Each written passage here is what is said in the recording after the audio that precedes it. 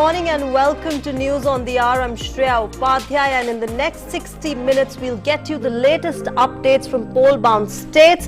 Remember, DD India is at ground zero to get you the latest from all the 4 states and 1 union territory that are voting today. Remember, Tamil Nadu, Kerala, West Bengal and Assam are polling along with Puducherry. We'll get you the updates from there. And of course, the vaccination progress in the country. Nearly 8 crore people have been vaccinated so far. We'll get you updates on that and comprehensive analysis of each and every latest news and update from across the world. But first, let's take a look at the headlines that we are tracking at this hour.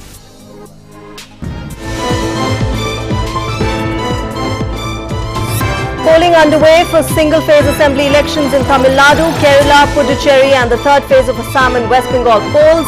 Hectic campaign for the next phase of polling in West Bengal.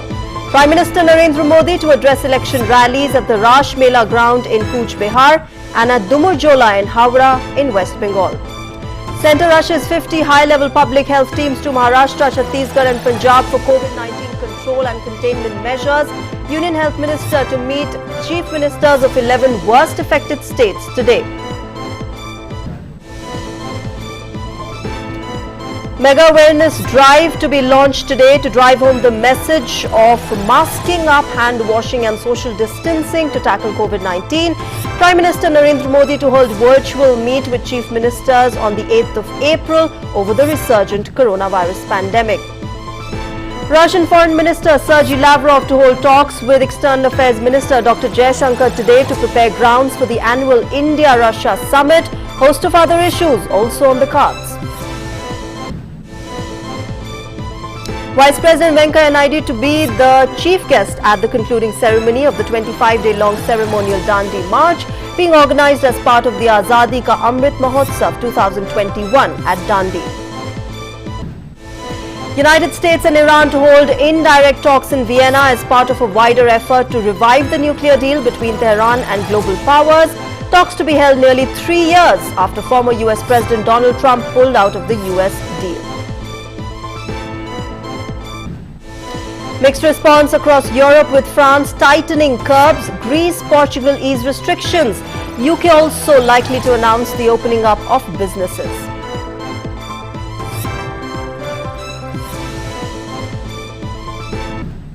NASA's Ingenuity Mars helicopter survives its first cold Martian night by itself. Major milestone on Red Planet where surface temperature plunges as low as -90 degrees Celsius. NASA's Perseverance rover, which landed on Mars on February 18th, has been carrying Ingenuity in its belly. And in sports, today is the 125th anniversary of the first modern Olympic Games, which took place in Athens in 1896. The 10-day largest international sporting event with 241 athletes from 14 countries competing in 43 events, with nearly 2/3 of the participants from Greece.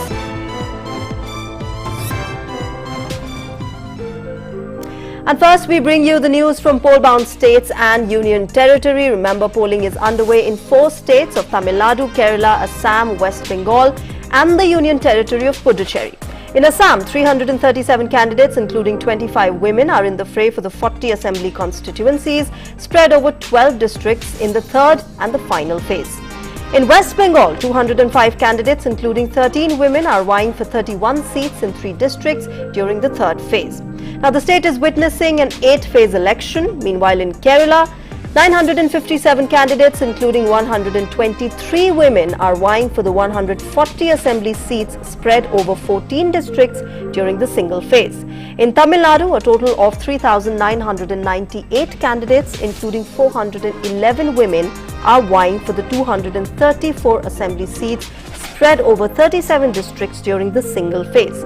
Now, in the union territory of Puducherry, 324 candidates, including 35 women, are vying for 30 seats in 4 districts during the single phase. Besides this, the Lok Sabha by-polls are also being conducted simultaneously for the Kanyakumari seat in Tamil Nadu and Malappuram seat in Kerala. Now, many leaders and prominent personalities, including Kerala Chief Minister, Metro Man and BJP's candidate from Kerala's Palakkad Assembly, E. Sridharan, Tamil superstar Rajnikant and Makkal Nidhi Mayam chief Kamal Hassan exercised their franchisee in the early hours of the voting.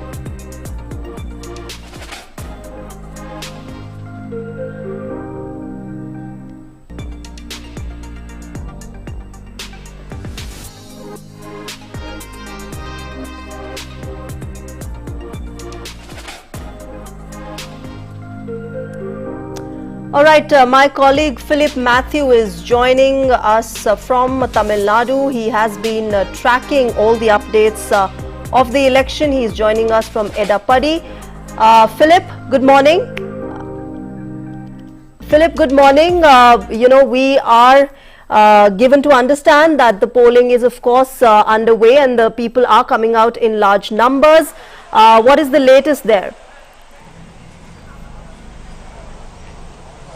Well, I can tell you I'm standing here just at the Panchayat primary school here at Silavampalayam in Edappadi constituency. This is the village from where Edappadi Palaniswamy belongs, and he is expected to cast his vote here in about half an hour to 45 minutes from now. And as you can see, there's a fairly good crowd here in the morning. You can see there are women and men who have gathered here to cast their vote. They're all standing in an orderly queue. And the votes are being cast in a very peaceful and orderly fashion. In fact, we've been here since early morning, and the reports that we are getting is that most of the people here have been assembling ever since polling began at 7 a.m. And in fact, there's been a pretty good crowd here since early morning. The idea being, of course, that they wanted to avoid the midday sun, and most of them wanted to cast their votes in the early hours to ensure that they avoid the midday heat. So clearly there is a pretty decent crowd here. The crowd has gathered, of course, in anticipation of seeing the Chief Minister himself come and cast his vote. He's expected to cast his vote in about half an hour to 45 minutes from now, and that is when we would expect to see a bigger crowd gather here to watch the Chief Minister cast his vote. Philip, also, one of the interesting facts, of course, about this election is that 411 women candidates are also in the fray this time around. Really, that large chunk also being there. Of course, we have a long way to go in terms of women coming into politics, but really, it is a start, and it is a good start. And also in terms of the voters coming out, I see a lot of women also coming out to exercise their franchisee. That's right. In fact, most of the parties, the established parties, whether it's the DMK or the AIDMK or even the new fledgling party like the Makkal Needhi Mayam, which has been started by noted cine star Kamal Haasan, all these parties have spoken about giving a special status to women. In fact, Kamal Haasan was among the first people to talk about actually providing a dole to women housewives who perform a very valuable role, economic role for their families. So, and that has been something that has been picked up by other parties as well, both the DMK and the AIDMK. So clearly, the status of women is something that's very close to the hearts of most of these parties, and all of them have made special provisions to provide benefits to women in their manifestos. So clearly that is also an issue that will come to the forefront. We've seen, as you mentioned, a number of women candidates in the fray, including, of course, BJP candidate Kushbu Sundar, who's standing from Thousand Lights constituency in Chennai. You also have Vanati Srinivasan, who's standing from Coimbatore South against the MNM President Kamal Haasan. We have many other prominent women in the fray as well. So clearly this is one election in which women candidates are expected to do quite well. Right, Philip, lastly, in terms of the political battle that is panning out in the state, we know that this is the first election that is not going to see and that has not seen the legendary icons that it is used to over the past decades. How have the people seen this election this time around with the absentees being, the absence of all those icons being felt this time? Well, there's no doubt whatsoever that both of them, both Karunanidhi and Jayalalitha, were stalwarts and, of course, colossus as far as their respective parties were concerned. The fact that both of them were passed away before the polls is clearly a blow to both of these, both the DMK and the AIDMK. But both MK Stalin as well as Edappadi Palaniswamy have been making a very strenuous effort to ensure that they live up to the legacies of their illustrious predecessors, and that is the attempt that, in fact, EPS has been making a very strong case that he is the true inheritor of the legacy of Jayalalitha, while MK Stalin has been portraying himself as someone following in the footsteps of his father Karunanidhi. So clearly, both of them playing on the legacies of their predecessors and hoping to utilize that to their advantage in the coming elections. All right, Philip, thanks very much for joining us with those inputs. We'll keep coming back to you for the latest from Tamil Nadu. And up next, I'm joined by my colleague Anibrato from Olberia in northwest Bengal. Anibrato, good morning. As the heat is rising up in Delhi and of course in West Bengal, we've also seen the electioneering heat rising in the state of West Bengal. Last phase, of course, we knew that it was an all-important election in terms of the bigwigs fighting it out in that particular Nandigram seat. But this time around too, of course, people queuing up to exercise their franchisee, and of course the political parties have left no stone unturned to woo voters. Yeah, exactly. As you know, high-pitched electoral battle in Bengal entered into the third phase today. We are in Howrah district. Howrah, the Bengal's new saddle of power and all the tappings to be the thriving metropolis. The thing is that out of 16 constituencies in Howrah, 7 is in fray today. 7 is in poll is undergoing in 7 constituencies, but that is largely in rural Howrah.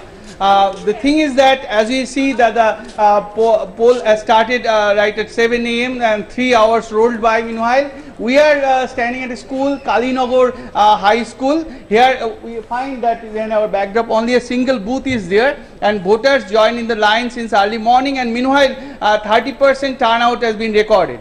Polling in Howrah largely happening to take place in a very peaceful fashion. No untoward incident happened to take place. Only a stray incident that was found in Tetulberia, Tetulberia Gram Panchayat at a house.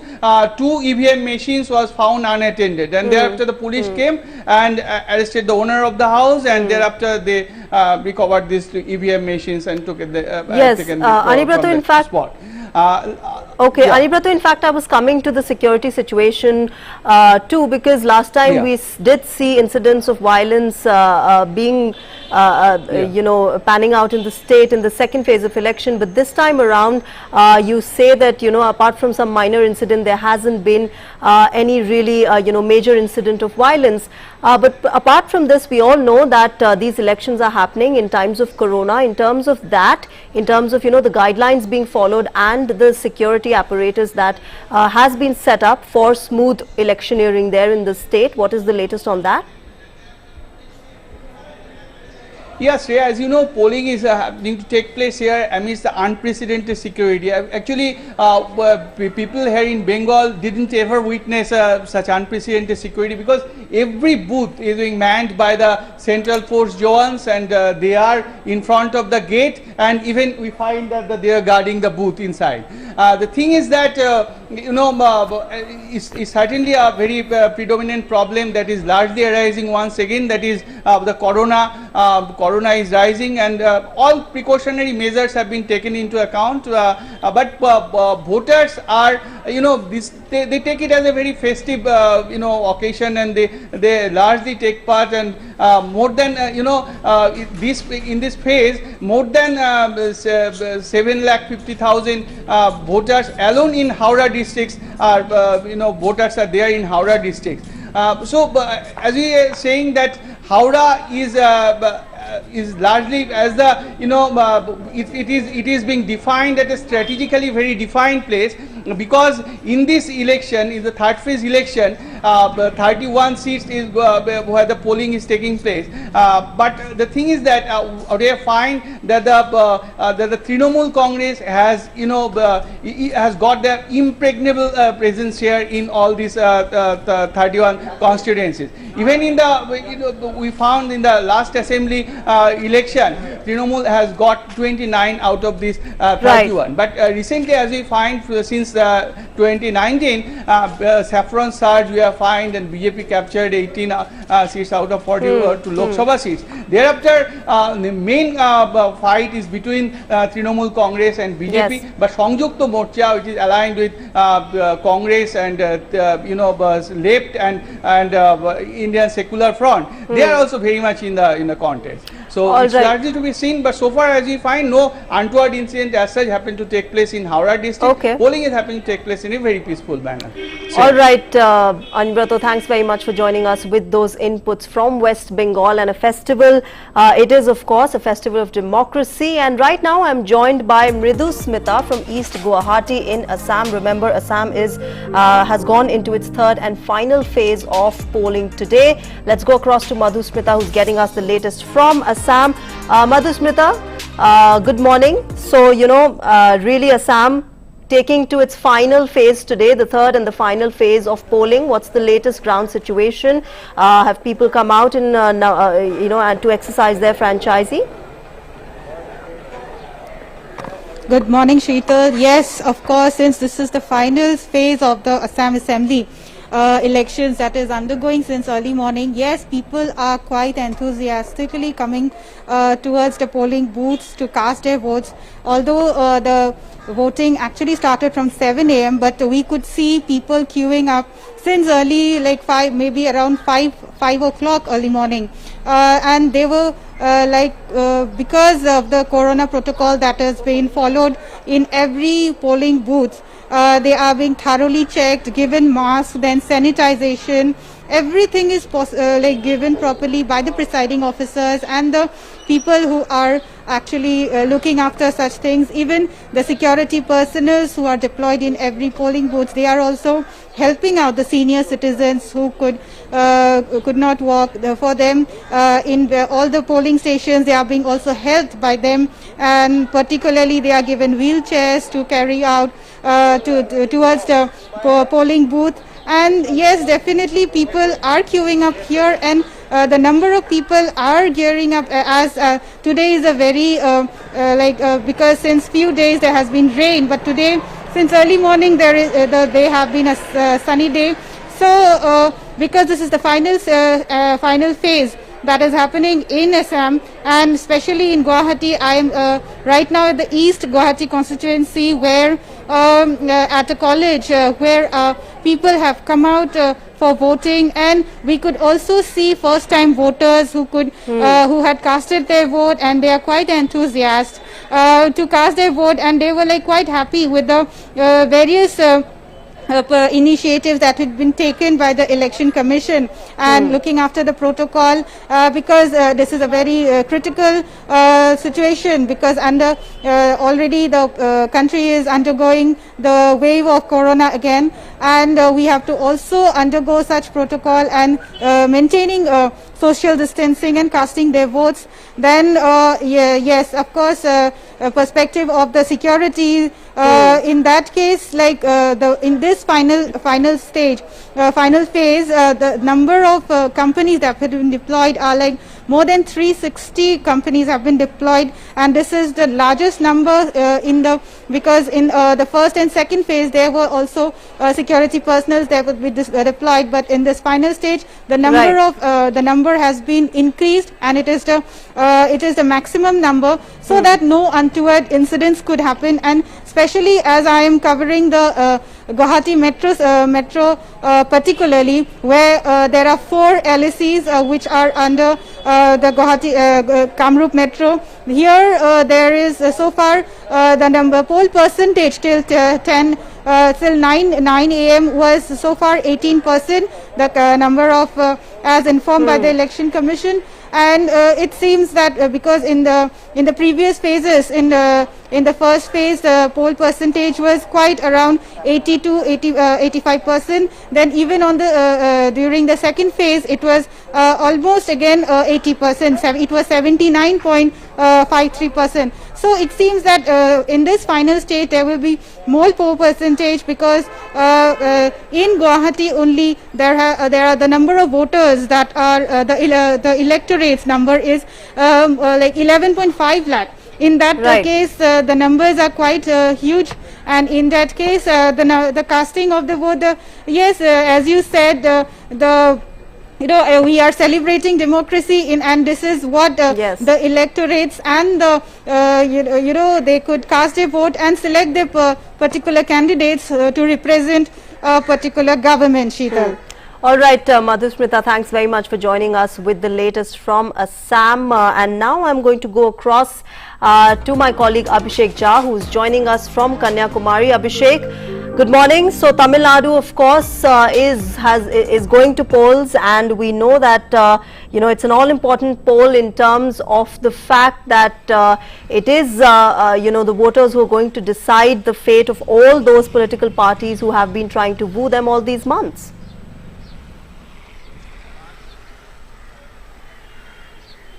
Okay, of course, Shreya, and interestingly, this time around the election is happening without the two stalwarts who have been dominating the Tamil Nadu politics in the past 3-4 decades, Jayalalitha and Karunanidhi. Both after their demise, the party leaders are trying to replay their memory and the nostalgia all about how good a person and a politician they were, and to encash on that among their voters. Also, DMK is banking upon a candidate which is by design a chief ministerial candidate, M.K. Stalin, and Palaniswamy from AIDMK, who actually became kind of an accidental chief minister after the health fell of Jayalalitha. So meanwhile, between the two factions, the people of Tamil Nadu are going to decide which are they going to favor, whether it will be a hat-trick chance for AIDMK-led alliance, where BJP is also partner this time, or DMK will be given a tub. Meanwhile, talking about the election process, the election process has picked up in the morning. Almost 7% of voting has happened till 10 a.m. And we can see a peak as the day progresses, because Tamil Nadu usually almost somewhere around 70% of voting percentage has been in the past. And so this time around also we can see that during the day, all through the day, there will be a lot of people coming to polling booths for casting their votes. And Abhishek, I believe there's also a Lok Sabha bypoll that is happening in Kanyakumari. In terms of that, how is the battle panning out there?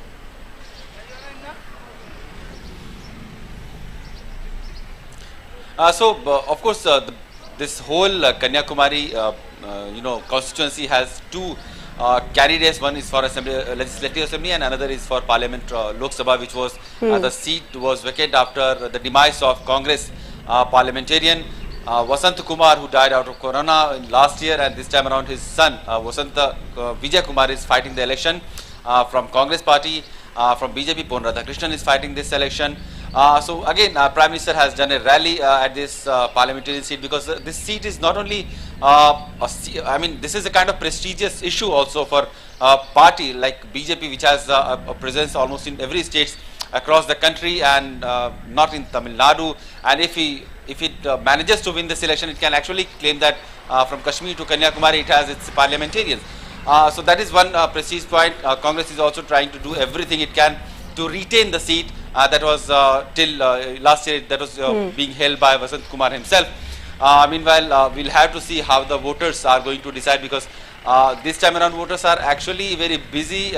They will have to, apart from their legislative candidate, they will also have to think about who are they sending to the parliament, who will be taking up the issues, larger issues of policy matters, because talking about the Kanyakumari region, issues of fishermen is something, and the coastal, being the coastal region, fishermen and fishermen being trapped or caught by the other navies of Sri Lanka and Pakistan.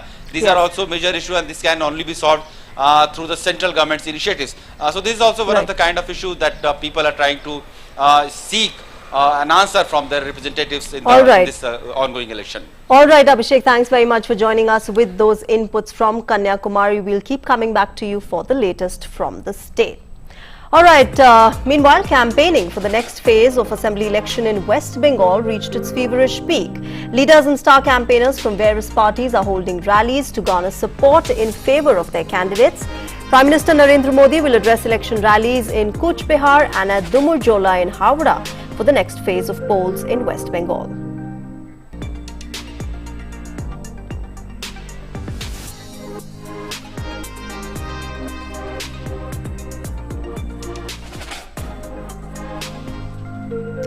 All right, on News on the Hour, we are heading for a break right now, but news and updates continue on the other side. Stay tuned.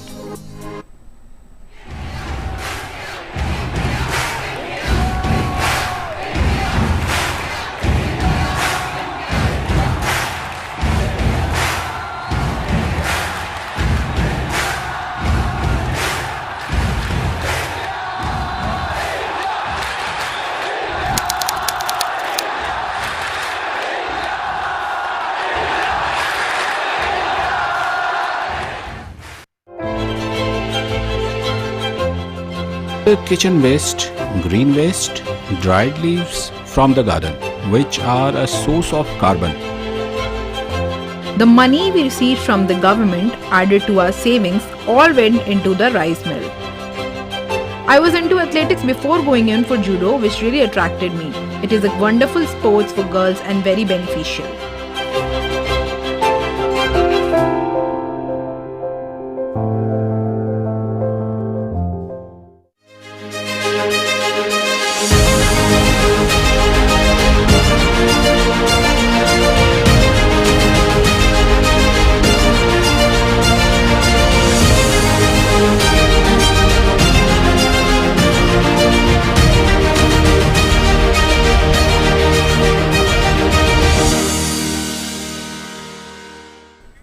Welcome back to News on the Hour. Well, the central government has constituted 50 high-level multidisciplinary public health teams and deployed them to 50 districts across Maharashtra, Chhattisgarh and Punjab in view of the recent large numbers of daily new COVID-19 cases and daily mortality being consistently reported by these states. The teams are being rushed to 30 districts of Maharashtra, 11 districts of Chhattisgarh and 9 districts of Punjab to assist the State Health Department and local authorities in COVID-19 surveillance, control and containment measures. The two-member high-level team consists of a clinician or epidemiologist and a public health expert.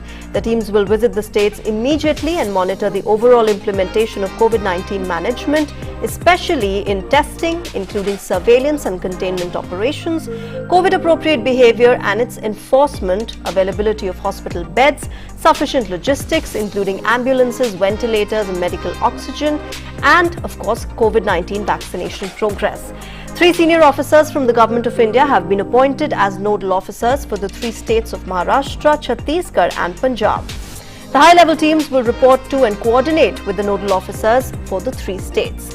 They will submit daily reports on 5 aspects, including testing, contact tracing, including surveillance and containment, hospital infrastructure, including ICU, ventilator and oxygen beds, enforcement of COVID-appropriate behavior, and the COVID vaccination. And shifting focus now on COVID-19 situation from across the country. India's fight against COVID-19 continues. Prime Minister Narendra Modi will today launch a mega COVID-19 awareness drive. The Prime Minister will hold the next meeting with all Chief Ministers on Thursday. Now, the Union Health Minister will also hold a meeting with the Health Ministers of 11 states today evening to discuss the present situation. In view of the increasing cases of COVID-19 in the country, the government is proactively taking appropriate steps to keep the situation under control. Prime Minister Narendra Modi himself is monitoring the situation. The Prime Minister will hold the next meeting with all Chief Ministers on Thursday, April 8th at 6:30 p.m. On Sunday, Prime Minister Narendra Modi had chaired a high-level meeting to review the COVID-19 pandemic situation and vaccination program in the country. The Prime Minister directed that for sustainable COVID-19 management, awareness as well as community involvement is a must. The emphasis was laid on continuing Jan Bhagidari and Jan Andolan for COVID-19 management. On 6th of April, the Prime Minister will launch a mega COVID-19 awareness drive. The campaign will run from 6th to 14th April. As part of the drive, people will be motivated to adhere to the use of masks at all times. The Union Health Minister will hold a meeting with the Health Ministers of 11 states on Tuesday at 6 p.m. to discuss the present situation. These are the states reporting the highest number of COVID-19 cases. सबसे मेरी विनम्र appeal है, अपनी रक्षा के लिए, अपने परिवार के स्वास्थ्य की रक्षा के लिए, समाज के और देश के स्वास्थ्य की रक्षा के लिए कृपया कोविड एप्रोप्रिएट बिहेवियर को अपनाने में जरा भी चूक ना करें. The recent surge in COVID-19 cases is a major cause of worry for all of us, and the only way we can defeat this deadly virus is by tracking, tracing, testing, maintaining COVID-appropriate behavior at all times, and getting oneself vaccinated when our turn comes. Bureau Report, DD India. Now, meanwhile, the COVID-19 vaccination drive is on in full swing across the country as the coverage is expanding with every passing day. India's cumulative vaccination coverage is nearing the 8 crore mark. Over 8 crores 31 lakh 10,000 doses of COVID vaccine have been administered in the country so far.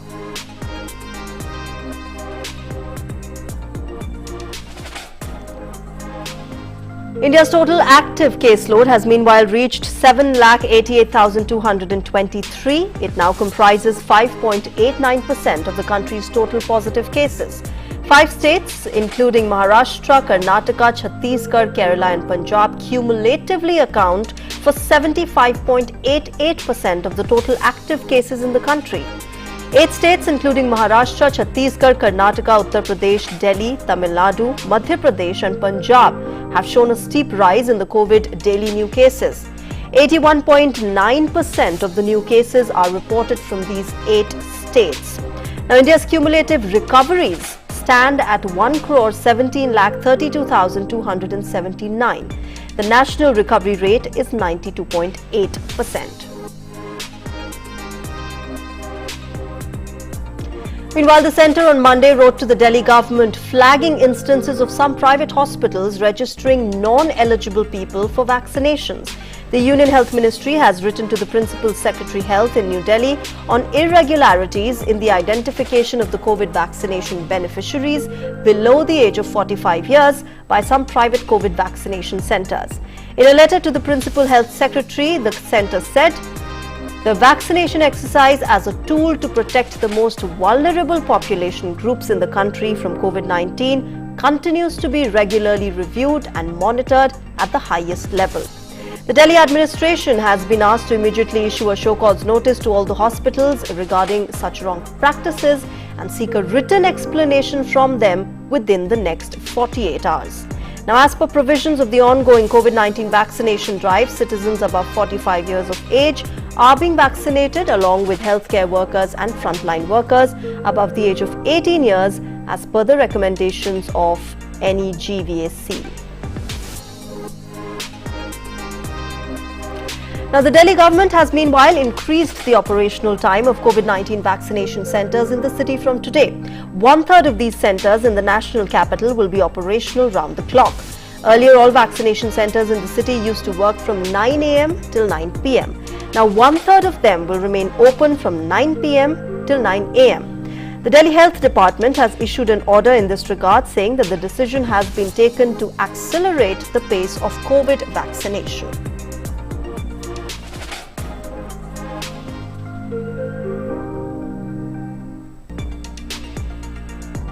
But from Delhi to Odisha, where the state government has rescheduled the timings of COVID-19 vaccination across all the session sites. Now, according to an order of the State Health Department, due to the prevailing heat wave conditions in the state, vaccination will be carried out in 2 phases daily, that is between 8 in the morning till 12 noon and again between 3 in the afternoon till 6 in the evening. And with mercury moving upwards, the state government has decided to effect an interval of 3 hours between 12 noon till 3 in the afternoon in all the vaccination sites. Well, in a bid to spread awareness among the masses amid the surge in COVID-19 cases, Madhya Pradesh Chief Minister Shivraj Singh Chauhan will today hold discussions with people from various walks of life by sitting at the Minto Hall in the state capital Bhopal. Chauhan's Swasthya Agrah or the Health Request sit-in will continue for 24 hours beginning 12:30 p.m. this afternoon. Now, during the sit-in, the Chief Minister's office will function under the sky at the Minto Hall, ensuring that all mandatory pandemic protocols are being followed. To ensure maximum participation of people in the fight against COVID-19, a campaign titled Main Corona Warrior will also be launched in the state today. Moving on, Maharashtra Home Minister Anil Deshmukh has submitted his resignation to Chief Minister Uddhav Thackeray, and Deshmukh resigned after the Bombay High Court ordered a CBI probe into allegations of extortion against him by former Mumbai Police Chief Parambir Singh. Meanwhile, a team of CBI officials from Delhi is visiting Mumbai today to start preliminary inquiry against the former Maharashtra Home Minister in the extortion case involving suspended and arrested former Mumbai Police Cop Sachin Vase.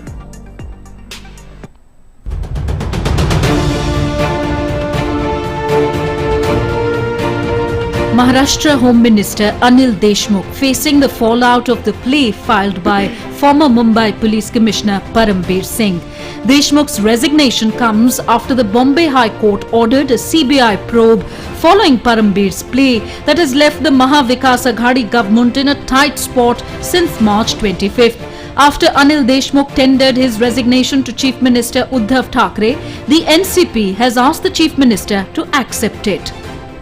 ये आदेश आने के बाद गृह मंत्री स्वयं अनिल देशमुख जी party के राष्ट्रीय अध्यक्ष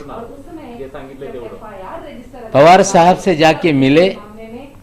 उन्होंने इच्छा जाहिर की कि ये प्रिलिमिनरी इंक्वायरी चलते हुए मैं अपने पद पे नहीं रहना चाहता। According to the criminal public interest litigation filed by Parambir Singh, Deshmukh had asked police officers, including suspended Assistant Police Inspector Sachin Vajay, who has been arrested in the case of bomb scare near industrialist Mukesh Ambani's residence here, to collect 100 crore rupees each month from bars and restaurants.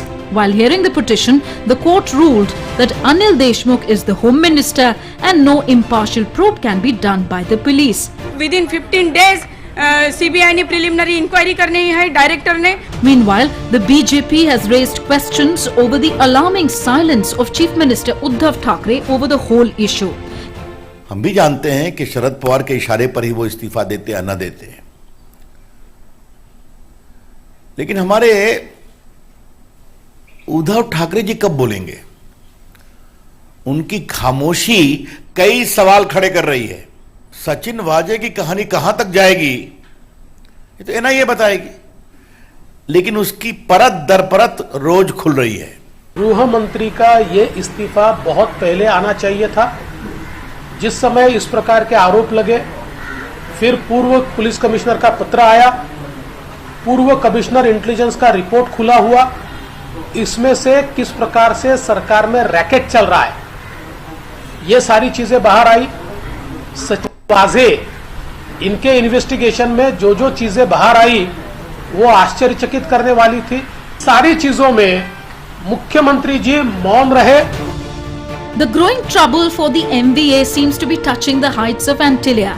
After all, it was outside Antillia, the South Mumbai residence of industrialist Mukesh Ambani, from where an explosive-laden car was found.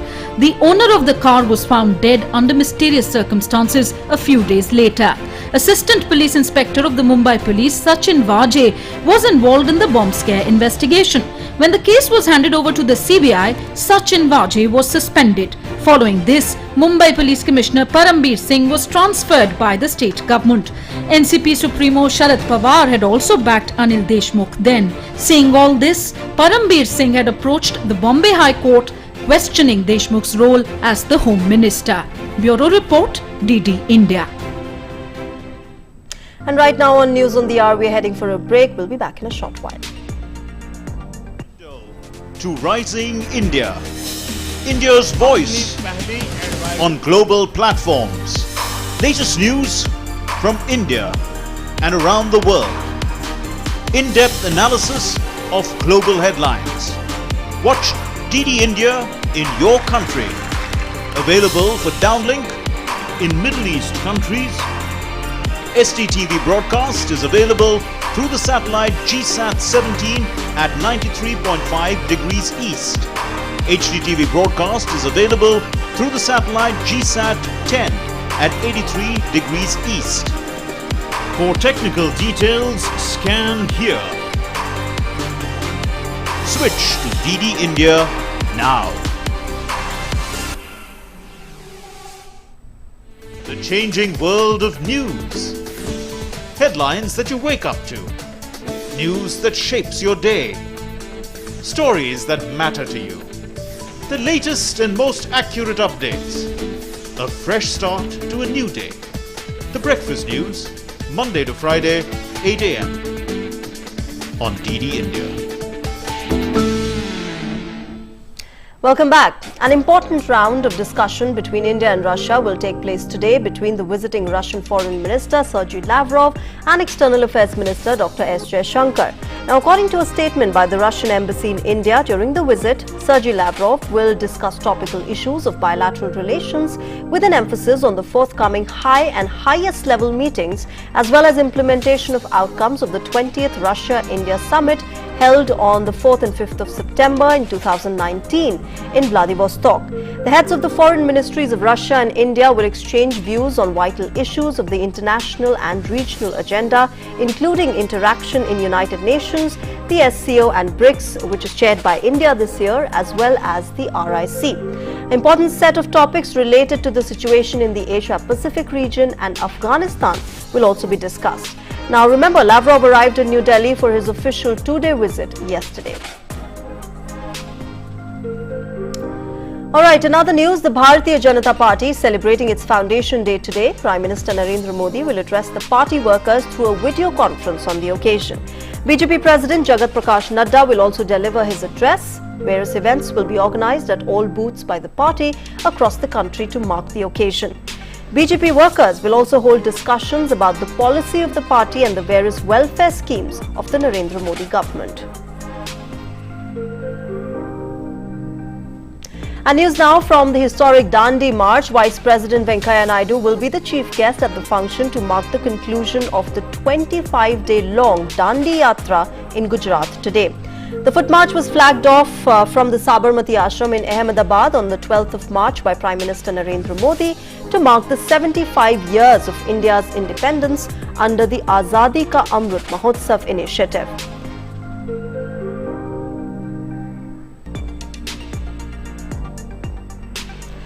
The Padyatra was undertaken by 81 marchers from Sabarmati Ashram to Dandi in Navsari, which is a journey of 386 kilometers.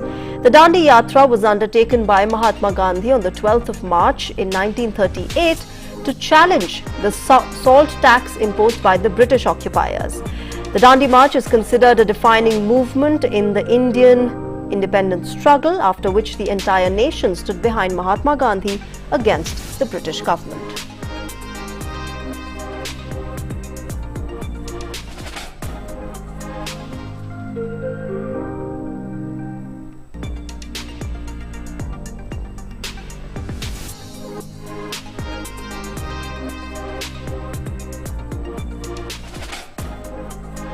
Well, moving on now, let's take a look at the updates on the COVID-19 status from across the world. Cases of COVID-19 globally have crossed the 13 crore mark.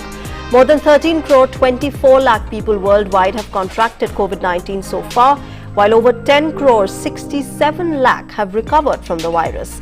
The deadly virus has so far claimed more than 28 lakh 73,000 lives globally. United States, meanwhile, remains the worst affected country by coronavirus. The country has reported more than 3 crore 14 lakh COVID-19 cases.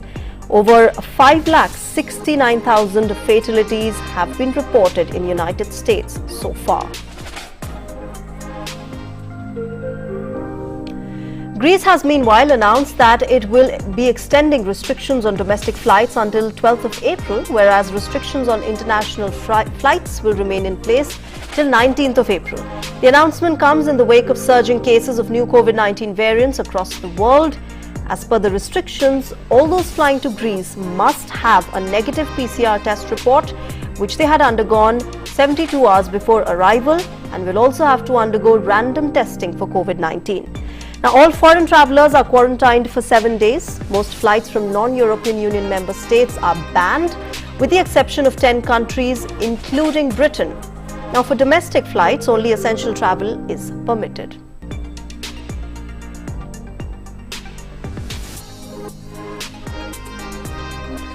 British Prime Minister Boris Johnson on Monday said that a planned reopening of the economy would take place next week, with the opening of all shops, gyms, hairdressers and outdoor hospitality areas in England. With the vaccine program rolling out rapidly across the UK and infection numbers falling, Johnson said that England would proceed to stage 2 of his roadmap out of the lockdown from 12th of April. The net result of your efforts, and of course with the vaccine rollout, is that I can today confirm that from Monday the 12th of April we will move to step 2 of our roadmap, reopening shops, gyms, zoos, holiday campsites, personal care services like hairdressers, and of course beer gardens and outdoor hospitality of all kinds. And the net result of your efforts, and of course with the vaccine rollout. And speaking at the press conference in London, the UK Prime Minister has also confirmed that the government was looking at a COVID status certification system or vaccine passport to help reopen larger events. The earliest date for resuming non-essential international travel will be 17th May. The British Premier cautioned that while the government was still aiming for that date, it did not want to underestimate the growing number of COVID-19 cases elsewhere in the world. We're hoping to go for the opening up of indoor hospitality and so on. We're not planning for anything of that kind at that stage. But I think what is certainly true is that the idea of vaccination status being useful for international travel is something that all countries are looking at. I do think that's going to be part of our of the way people deal with it. We need to think about that.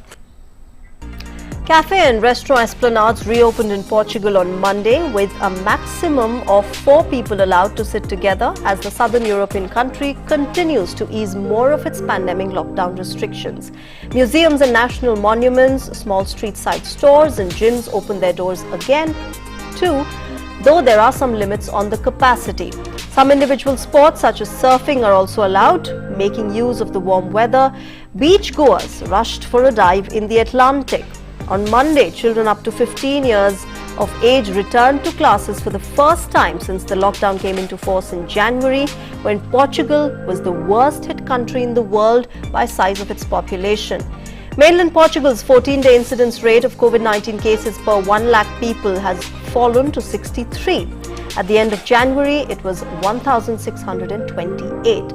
Now, presently, Portugal has a total of over 8,23,000 COVID-19 cases, with the death toll surging past 16,000.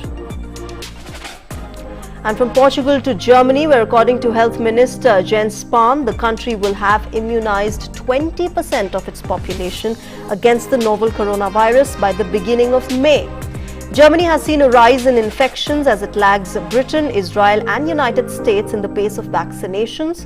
Spahn, speaking at a vaccination center in Berlin, said that Germany had taken 3 months to get shots to the first 10% of its people who have now been vaccinated.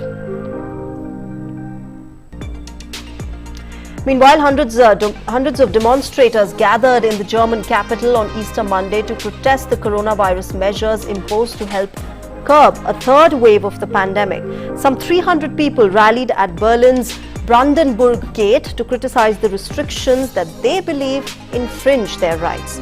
On Friday, a nighttime ban on gatherings in the capital, Berlin, went into effect. The Berlin city government said that people would only be allowed to be outside on their own or with one other person from 9 p.m. until 5 a.m., though children under 14 are exempted.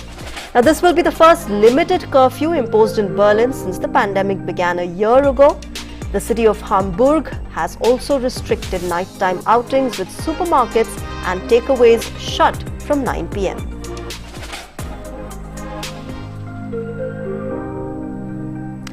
United States Secretary of State Antony Blinken said on Monday that the U.S. will soon be able to ramp up vaccine assistance abroad and will not seek favors in return, putting a veteran aid administrator in charge. Blinken said the top U.S. priority was to fight COVID-19 at home, but that the goal would be achieved soon, pointing to President Joe Biden's promise that 90% of Americans will be near a vaccination site by the 19th of April. Now, U.S. Secretary of State Antony Blinken also named former U.S. aid administrator Gail Smith as Biden administration's coordinator for global COVID-19 response and health security. Blinken said the United States would work with global partners on manufacturing vaccines to ensure there will be enough supply.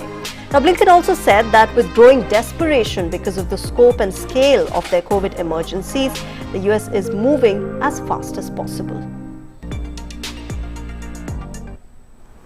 As we get more confident in our vaccine supply here at home, we are exploring options to share more with other countries going forward.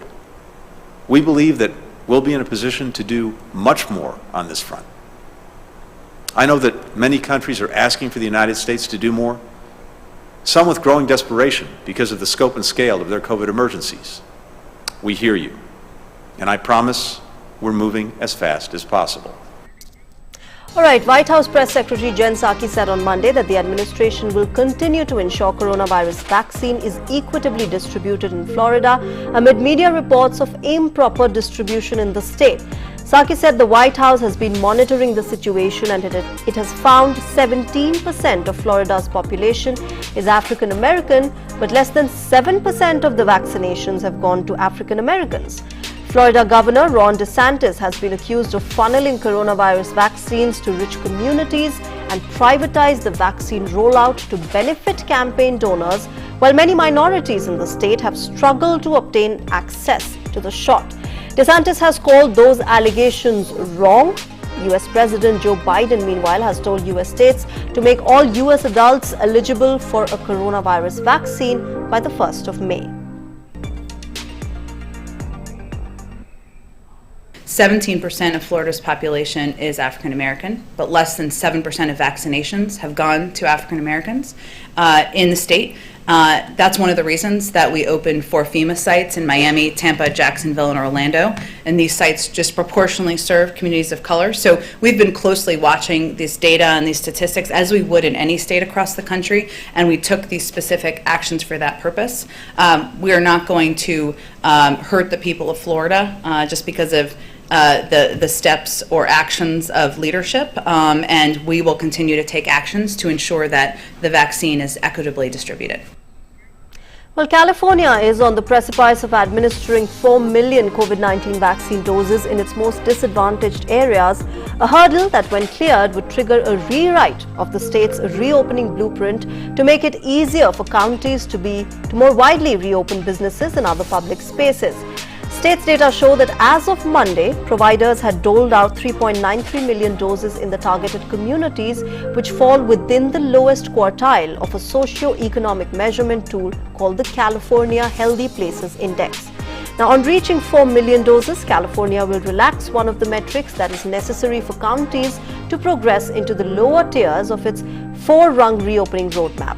While the imminent revision to California's reopening roadmap won't affect those counties that have already moved into the orange or the yellow tiers, it would make it easier for them to avoid potentially backsliding should their coronavirus cases rates creep up a bit. California currently has over 36,82,000 cases of the coronavirus, along with the death toll surging past 59,000.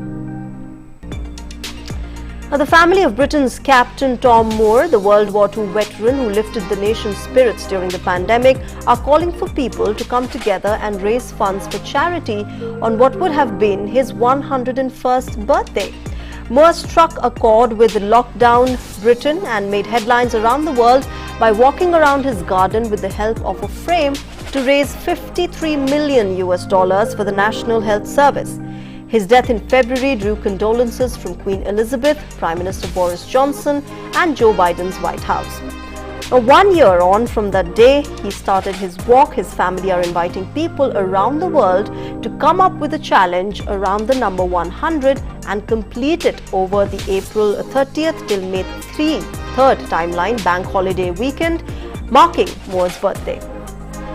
And in some other news, NASA's Mars helicopter Ingenuity has survived its first frigid night alone on the red planet. The Perseverance rover, which landed safely in Jezero crater on the Martian surface on February 18th, has been carrying Ingenuity in its belly as the mission teams prepare for the craft's first flight, which is set to take place no sooner than April 11th. Now, Ingenuity has to survive temperatures as low as -90 degrees Celsius on the Mars surface. However, despite the fact that these extreme temperatures could freeze and crack the craft's onboard batteries or other electrical components, The 1.8 kilograms helicopter survived its first chilly night.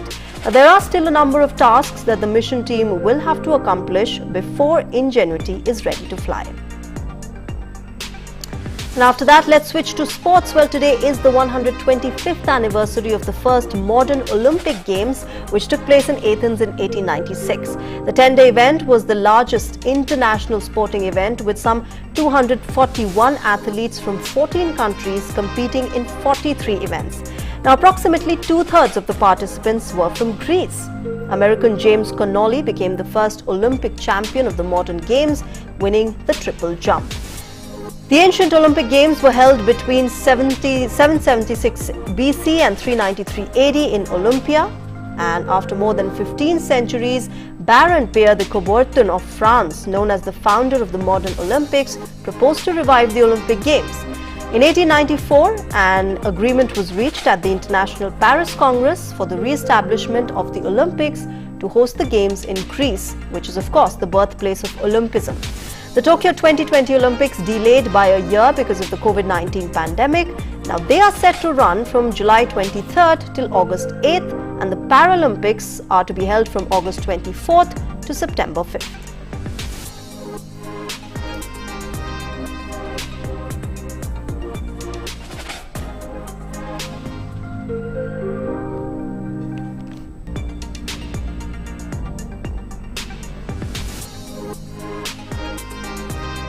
Well, with that, it's a wrap in News on the Hour, but news and updates continue on DD India. Stay tuned. Thanks for joining us right now. Bye-bye.